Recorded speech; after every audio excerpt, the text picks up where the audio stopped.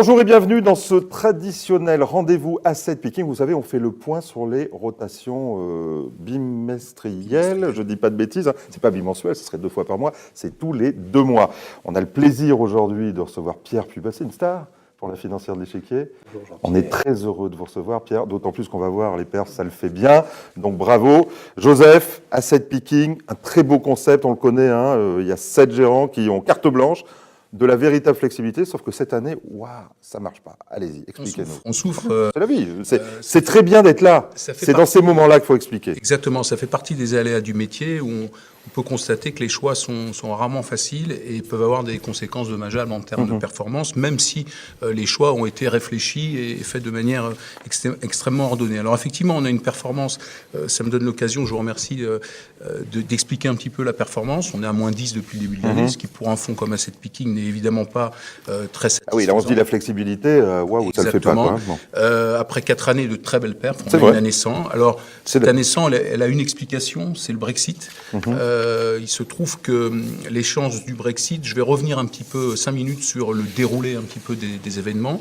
On avait une rotation bimestrielle le 20 mai, c'est-à-dire un mois avant l'échéance du... Et personne n'y croyait. Qui était dans le calendrier, donc qui était censé avoir été intégré par l'ensemble des gérants, puisqu'on leur demande, lorsqu'ils se prononcent, d'intégrer l'ensemble des éléments pouvant impacter le marché. Et comme vous le dites si bien, Jean-Pierre, à cette époque-là, je me souviens, j'ai fait des réunions, tout le monde disait mais non, c'est pas possible, ça le fera pas. Tout le monde était dans le déni. Très bien, bien sûr. La classe politique. Le déni, enfin voilà, on n'y croyait pas, il faut dire les choses. La classe journalistique. Et le monde financier aussi, qui n'y croyait pas, en tout cas refusait d'y croire. Ça, c'était un mois plus tôt. Donc lorsqu'on a demandé aux gérants de se prononcer, ils ont fait leur choix en fonction de leurs convictions du moment et du contexte et un petit peu de l'ambiance, de la tonalité du moment. Un mois plus tard, nous, on se trouve gérant du fonds Asset Picking à la veille du Brexit. Ça faisait une semaine que le marché montait sur la conviction qu'il y aurait un remain. Donc, on avait une montée quasiment permanente tous les jours. Je me souviens très bien. Et là, évidemment, malgré tout, si on fait la balance à la veille, on est à 50-50, puisqu'on était à 49-51 selon les sondages, les derniers sondages. Donc, c'était une chance sur 2. Et le risque était vraiment asymétrique. Face à cette situation, que pouvions-nous faire, nous, gérants d'Asset Picking? Première possibilité, dire on se réfère, on se conforme au process, on ne touche à rien, puisque les gérants se sont prononcés. C'est le job, si vous changez le process, c'est plus le jeu. Hein, voilà, ils étaient censés avoir intégré cette échéance, donc on ne fait rien et on laisse faire. Mais imaginez que le Brexit survienne et que, comme on nous l'annonçait, ce soit un événement de portée systémique et cataclysmique et que les choses s'enveniment au point que le marché puisse perdre 15, 10, 20, 25%. On nous aurait dit, mais attendez, vous disposez d'un mécanisme de réactivité, vous avez regardé passer le train et vous n'avez rien fait, vous n'êtes pas des gérants, si je peux me permettre, vous êtes juste des observateurs. C'est ce que je vous dis de temps en temps. Ce que vous me dites de temps en temps pour me taquiner. Voilà. Donc c'était une éventualité qu'on ne pouvait pas épouser. La deuxième possibilité, c'est de dire, on va respecter le process, évidemment, mais on ne va pas réagir sur un risque potentiel, puisque tant qu'il n'y a pas Brexit, ça n'est qu'un risque, prégnant, certes, mais un risque, mais on doit réagir sur un événement avéré. Donc, ce qu'on a décidé de faire pour s'en tenir au process, on a dit, on attend les résultats, sachant qu'il y aurait ce fameux gap, puisque les résultats sont tombés dans la nuit du 23 et que le 24 au matin, le marché ouvrirait forcément avec un gap s'il y avait Brexit. On le savait et on l'a assumé. Et c'est ce qu'on a fait, c'est-à-dire qu'on est arrivé le vendredi matin, on a pris acte du fait qu'il y avait Brexit, que c'était un événement de nature à déstabiliser les marchés durablement. Donc on a appliqué le process, on a neutralisé les lignes, on a redonné la main aux gérants pour qu'ils puissent réagir et ajuster dans le portefeuille les choix qui avaient été faits un mois auparavant. D'accord, mais ils ne l'ont pas fait, si? Alors, le problème, il n'est pas tellement là, c'est que le problème, c'est que le marché a baissé sur l'ouverture, il y a eu un gap dans les je me souviens bien. Et que dans les 2-3 jours qui ont suivi, il y a eu le rebond quasi Exactement. Donc ça fait rien, au fond. On s'est dit, il y en a pour 3 ans, donc entre-temps, on verra bien, la vie continue. Exactement. Show must go on, comme on dit. Les marchés ont considéré que ça devait être un processus long, finalement ordonné, et que dans l'immédiat, il n'y aurait pas d'impact sur les... Allez, juste un mot, on va rendre hommage à notre invité. Mais bien sûr, c'est parce que eux, ça s'est bien passé. Alors, qu'est-ce qu'a fait l'échiquier le 20 mai? Ils disent, on change complètement, on va sur un fonds Kant qui est censé comprendre les mouvements, et paf, ça marche, bravo. Comment ça s'est passé? Racontez-moi cette histoire. Sur le 20 mai? Oui, comment vous avez décidé de passer sur QME le 20 mai? Je précise, auparavant... On était sur convertible. Voilà, financière de l'échiquier était sur convertible, ce qui c'est une ligne qui s'était déjà très bien comportée jusque-là. Et le 20 mai, Pierre me dit, voilà, compte tenu des échéances qui arrivent cet été, eh bien, on va réduire un peu la voilure sur un fonds. Et avec un modèle Kant, alors j'invite ceux qui ne connaissent pas QME à aller sur la page de l'échiquier sur Club Patrimoine, et j'ai fait une interview très récemment, un modèle Kant qu'on comprend bien avec des gens très honnêtes. Comment vous décidez ça le 20 mai donc?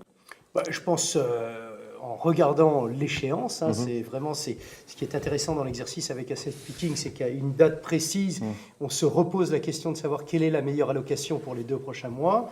On a cette éventualité, cette date qui est certaine, un événement qui est certain, qui est ce référendum qui a lieu le 23 juin.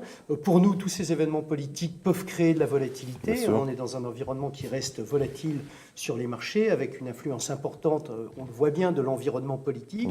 Et finalement, on se dit... pas besoin de prendre une exposition directionnelle, essayons de prendre une exposition finalement qui peut nous apporter de la performance, quelles que soient les situations de marché. Avec un fonds qui est très décorrélant. Avec un fonds donc qui est c'est très l'objectif, voilà. QME, son objectif c'est de décorréler. Voilà, son objectif c'est de décorréler, et donc on décide en conséquence de se positionner sur QME pour passer les 2 mois, je dirais, dans une atmosphère plus sereine qu'avec un fonds directionnel. Et banco, vous avez la médaille, bravo. C'est bien. Et alors, c'est pas le cas partout. Alors, pour revenir sur le on va choix pas dire du mal des d'échiquier. copains, mais... Non, c'est pas du mal, mais c'est-à-dire que là, effectivement, en ayant intégré ce risque-là, on s'est emporté sur un fonds décorrélé. C'est ce qui s'est passé. La ligne financière a été décorrélée, puisque sur la période 20 mai, 22 juillet, la ligne fait 2,80% de hausse dans un marché qui est quasiment flat, puisqu'on... Mais surtout, il ne prend pas la baisse, quoi. Voilà, il ne prend pas la baisse. Et puis surtout, je veux encore une fois saluer la suite dans les idées de la ligne financière de l'échiquier, puisque après coup, le 22 juillet, lorsqu'on s'est recalé sur la rotation d'après, eh bien, Pierre nous a dit, du coup, ces échéances-là étant passées, on a une petite fenêtre désormais jusqu'en septembre pour que les marchés se reprennent un peu, et ils sont revenus sur une ligne action un peu plus pushing avec les micro-caps. On peut le dire, c'est plus que pushing, c'est certainement push, et chez qui entrepreneur, là on est dans l'air du temps, on se dit... Small cap, et très belle perf. Alors là, on n'en parle même pas, 8-15 sur la période. Oui, sur la période, quand le marché est à peu près flat. On a une belle équipe, c'est un environnement qui est très profond, le small cap. Attention à la liquidité, non ? Écoutez, oui, attention à la liquidité, on en est bien sûr, je crois que c'est en ayant des spécialistes, on n'en doute pas, on en est conscient. D'ailleurs, on a un volant de cash qui est relativement important sur ce portefeuille pour faire face à cette problématique de liquidité. Mais bon, ce qu'on voit, c'est que c'est des entreprises qui continuent plutôt à croître, qui profitent d'un environnement européen qui, même s'il n'est pas extraordinaire, est loin d'être aussi mauvais que ce que l'on entend. Et puis, on a aussi un phénomène technique qui est intéressant, c'est-à-dire que finalement, on se rend compte que tous les fonds small mid-cap ont plutôt bien performé. Bien sûr. Il y a des souscriptions, il y a un effet comme ça, un peu de soutien grâce à ces souscriptions. Il faudra en sortir un jour, mais en tout cas, pour l'instant, vous êtes restés, et donc on est toujours sur ce fonds échiquier entrepreneur, et pour l'instant, vous avez raison, donc bravo. On reviendra tout à l'heure à l'actualité de l'échiquier. Juste la perf, quand même, pour le souligner. Depuis le début de l'année, la ligne financière de l'échiquier fait une perf de 9,43 à vendredi dernier, c'est-à-dire plus 9,43. Juste pour le contraste des performances dans asset picking, qui souligne finalement la difficulté de l'exercice sur une année difficile entre 7 maisons qui font des choix, des 7 maisons renommées et de qualité. Des choix tranchés, c'est le moins qu'on puisse dire. Des choix tranchés. Quand financière de l'échiquier fait 9,43, vous avez des lignes qui sont à moins 17,72. Donc vous voyez un petit peu le contraste. Allez, on laisse aller voir, on ne dit pas de mal des copains, et puis c'est la vie, et c'est votre choix, et 7 gérants, et c'est bien votre option. On parle de l'avenir, on a compris, il y a un stress. On regarde ligne par ligne ce qui se passe aujourd'hui, on essaye de comprendre, parce qu'il y a des lignes qui m'étonnent. On commence par Cam Gestion, par exemple. Alors, Cam Gestion, eux, n'ont pas bougé. Depuis le début de l'année, en obligation Europe, il y a un moment, il va falloir arrêter. Voilà. Non, alors, j'allais dire, ça fait des années. Moi, j'étais déjà, en 2010, on me disait déjà que les taux, c'était fini. Je suis d'accord. Ça continue, et cette année, plus que jamais, puisque je crois que sur l'univers européen, si on prend toutes les obligations agrégées au sens large, ça doit faire les indices font à peu près. Enfin, là, en ce moment, ça se tend un peu, non ? Alors, en ce moment, c'est peut-être un peu plus. Pierre, en ce moment, ça se tend un peu, Obligé. Un débat. Ça se tend un peu. Ça se tend on peut le dire. Mais un tout petit peu, en fait. D'accord. Oui. Mais bon, en tout cas, ils ont fait le bon choix, puisqu'ils se sont dit, avec toutes les échéances, on va rester sécuritaire. Et globalement, c'est la deuxième meilleure ligne du portefeuille, on va dire, sur un choix qui est constant depuis le début de l'année. Bon. OK. Cam Gestion, obligation Europe. Voilà, ils n'ont pas bougé de l'année et ils ont eu globalement plutôt raison. Ensuite, on a eu des choix qui ont été beaucoup plus marqués, tenus, conservés. C'est DNCA qui a été sur les actions européennes, ça a été le choix de la maison sur toute l'année. Alors, ils ont switché un peu d'actions de retournement, et là, ils sont revenus vers des actions un petit peu plus infrastructure. D'accord. Là, ça souffre. Ouais, ça souffre un peu parce que ce sont des actions qui sont un petit peu... bon, il y a la problématique des taux d'intérêt, etc. Ils n'ont pas de financière, pas de bancaire. Donc, c'était aussi l'idée de s'extraire un petit peu des problématiques du moment. Pas de financière, de bancaire depuis un moment, on le comprend bien. Oui, bien sûr. Mais infrastructure, là, ça souffre un peu, Et là, effectivement. ça souffre un peu, donc c'est compliqué. Mais bon, ils tiennent leur position. Voilà, ils ont décidé de tenir. Il faut respecter ce choix. Et l'année n'est pas finie. L'échiquier, on a vu. Alors, Fidelity, eux, ils sont revenus après le Brexit sur l'idée que ça pouvait continuer à secouer et qu'on pourrait avoir des conséquences en cascade. Ils étaient sur des actions européennes value et ils sont revenus sur un fonds diversifié prudent. Patrimoine, tout le monde le connaît. Voilà, avec un changement, là aussi, on n'a pas le temps de parler de tout ici, mais patrimoine qui est en train de changer un peu de politique, d'investissement pour essayer de tenir la promesse client.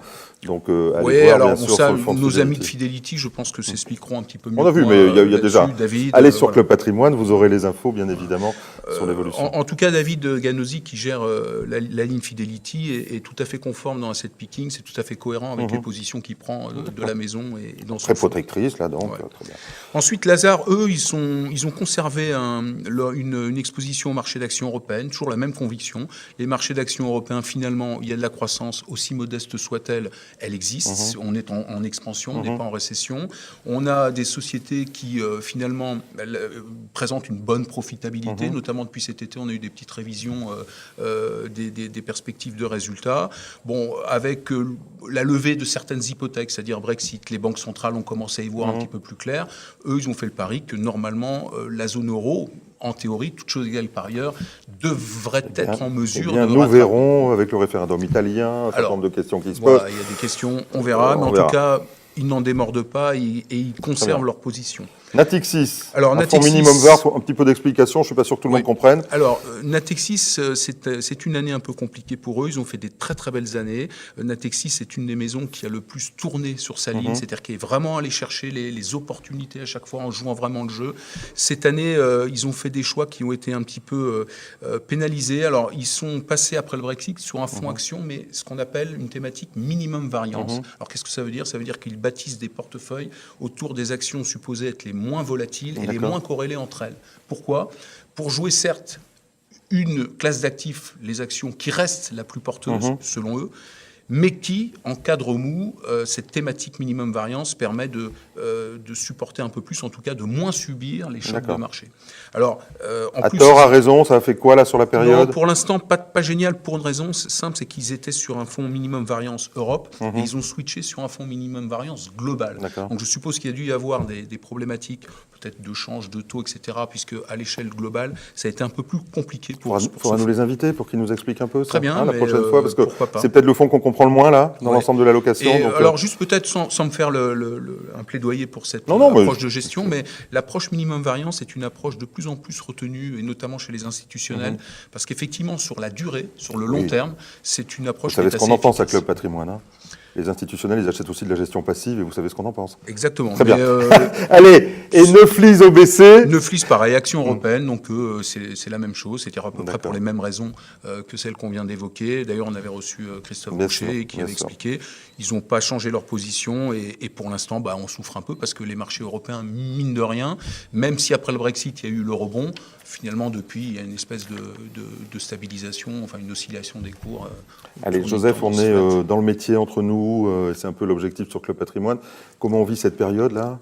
Très honnêtement mal, parce que la difficulté, c'est qu'on n'a pas une bonne performance, alors même que la méthodologie y est, alors qu'on a respecté... Vous y croyez toujours ? Bien sûr, on a 4 très belles années de performance. Non, mais c'est pour ça, je veux dire, il n'y a pas non plus une remise en cause de votre modèle.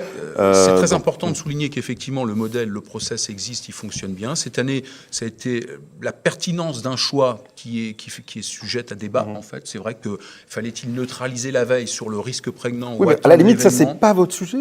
D'une certaine manière, c'est les gérants qui doivent prendre en compte. Mais on est quand même gérant du fonds, on a cette latitude, cette capacité à intervenir. Alors, je voudrais juste insister là-dessus.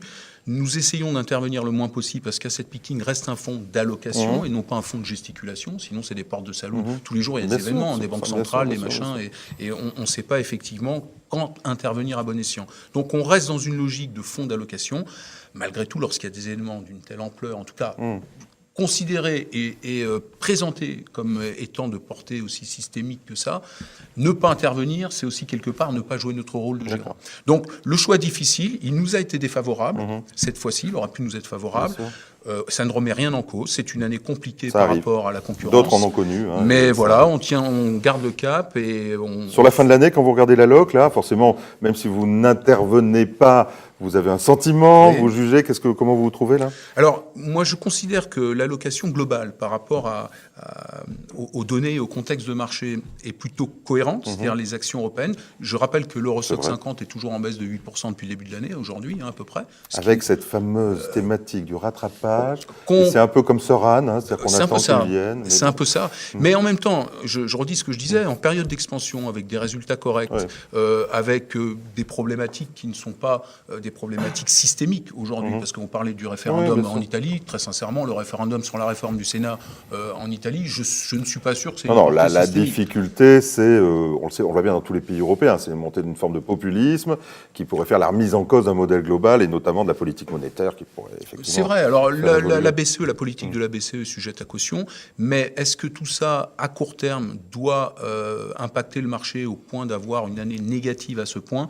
Je ne sais pas, je ne sais pas si c'est... Donc en clair, c'est dur, ça va, vous tenez votre modèle, c'est pas parce qu'il y a un accident une année, ça continue et vous n'avez pas fait évoluer ce modèle. Non, on ne fait surtout pas évoluer et puis on compte effectivement sur la qualité des Allez, on a beaucoup de chance, on le disait. Donc Pierre, la financière de l'échiquier, on a vu que vous aviez été dans le bon timing. Comment ça va, la financière de l'échiquier en général? Écoutez, aussi bien que possible. Hein. C'est une année effectivement où il faut être manœuvrant. Avec des nouveaux modèles, justement QME, plein de nouvelles idées. Voilà, moi je suis très content d'avoir, et vous en doutiez, je me rappelle, j'ai vu l'extrait, je n'étais pas là sur QME, mais je pense que notre objectif c'est d'offrir des nouvelles solutions, si possible décorrélantes, parce que la décorrélation, ça permet en fait de reprendre plus de risques. Hein, c'est-à-dire la décorrélation plus du risque, c'est une bonne combinaison.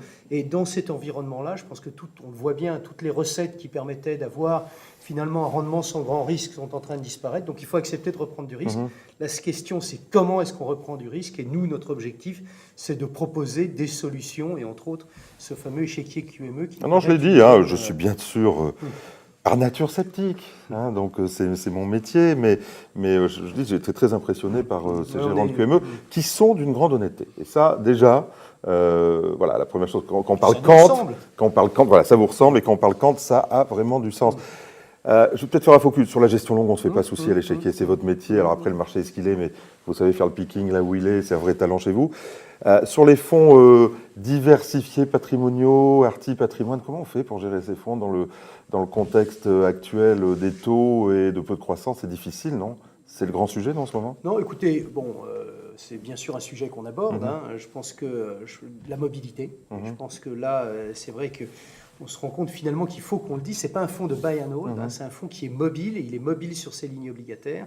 Et puis la duration, hein, toujours retravailler à duration courte. Et je pense que c'est un peu notre réponse sur Arti pour limiter la volatilité en fait de la poche obligataire. Mais la poche obligataire, malgré sa duration courte, elle continue à avoir un rendement actuariel qui est de l'ordre de 2,5, 2,6. Donc ça fait le job. Mais ça fait le job. De toute façon, plus intéressant que le cash. D'accord. Et sur la durée, c'est pas non plus des fonds qu'on recommande pour des durées de détention. Néanmoins, une maison comme la vôtre qui regarde le monde dans lequel on est, on dit sur l'oblig, il y a quand même des coups à prendre à un moment donné. Je ne sais pas quand, peut-être. Sur des durations courtes, sûrement beaucoup moins qu'en ayant un portefeuille de duration longue. On est sur des spreads qui restent quand même assez élevés. Hein. Je regardais encore ce matin le fameux ITRAX. On est loin d'avoir retrouvé les niveaux de spread que l'on avait avant la crise de 2007-2008. Je ne pense pas qu'on y retourne non plus, mais ce que je veux dire, c'est qu'on reste dans un environnement qui reste relativement solide. On a des entreprises avec des taux de défaut, a priori, qui sont assez limités, avec une BCE qui est quand même extrêmement active. Enfin, il n'y a pas non plus de raison de trop s'inquiéter. Après, on voit bien qu'il y a des reprises d'inflation sur certains territoires, mais ce n'est pas sur l'Europe. Puis après, il y a toute cette question de savoir est-ce qu'effectivement, une modification des taux aux États-Unis va se transférer sur l'Europe et de quelle façon. Ça existe, c'est un vrai sujet, je vous pose la question. Mais nous, on n'y croit pas trop. Donc la BCE... Est-ce que la décorrélation des politiques des banques centrales, ça peut durer longtemps?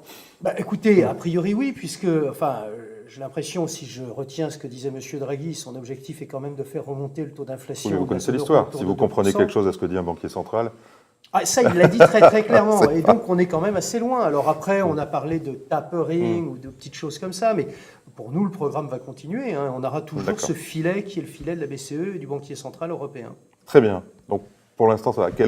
Tiens, je pose toujours la question, c'est horrible pour la fin de l'année, là.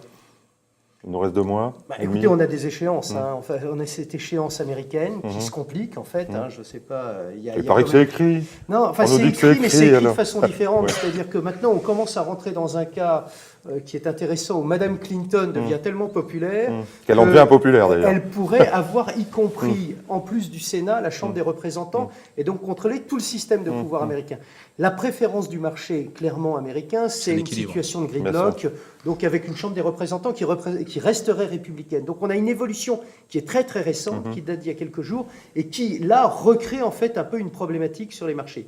Puis on a le pétrole, toujours, et puis on a cette échéance italienne. Alors c'est vrai que c'est pas, la question n'est pas importante. Oui, mais c'est un pays fondateur, c'est un gros pays en Europe. Et puis on a cette crise, on voit bien, enfin on est quand même dans un système où le système démocratique est quand même malmené. Donc ça reste une problématique. Et on a de grosses échéances l'année prochaine. Allez, on finit l'année comment, Pierre? Quelle horreur, quelle horreur! Moi, nous restons confiants sur les actions européennes, avec, je dirais, une préférence quand même pour tout ce qui est petites et moyennes valeurs, parce qu'on trouve que c'est, encore une fois, il y a beaucoup de richesses, on a un avantage compétitif avec une équipe importante, sur un territoire qui est mal suivi, qui est inefficient, donc on peut, en se déplaçant, aller rencontrer des entreprises, faire encore des trouvailles, c'est plus facile sur ce territoire-là que sur des grandes capitalisations.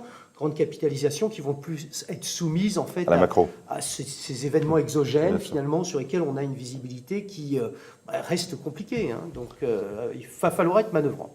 Merci beaucoup, c'était un bonheur de vous recevoir. Joseph, pour conclure, qu'est-ce qu'on dit là à vos souscripteurs? On tient le coup là?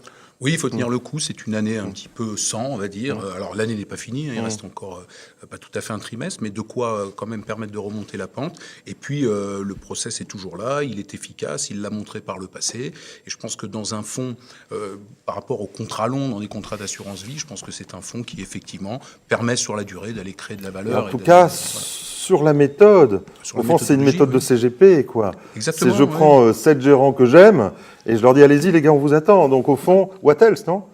Oui, et puis on voit bien que la diversification des cultures et des philosophies, on le voit bien, à un instant donné, on a des choix radicalement différents. Ça veut dire qu'il n'y a pas des personnes plus intelligentes que les autres, il y a des sensibilités, elles s'expriment, et au final, on fait le pari que la somme de toutes ces sensibilités, de ces cultures, parviendra et parvient, on le voit sur la durée, à créer de la valeur de manière conséquente.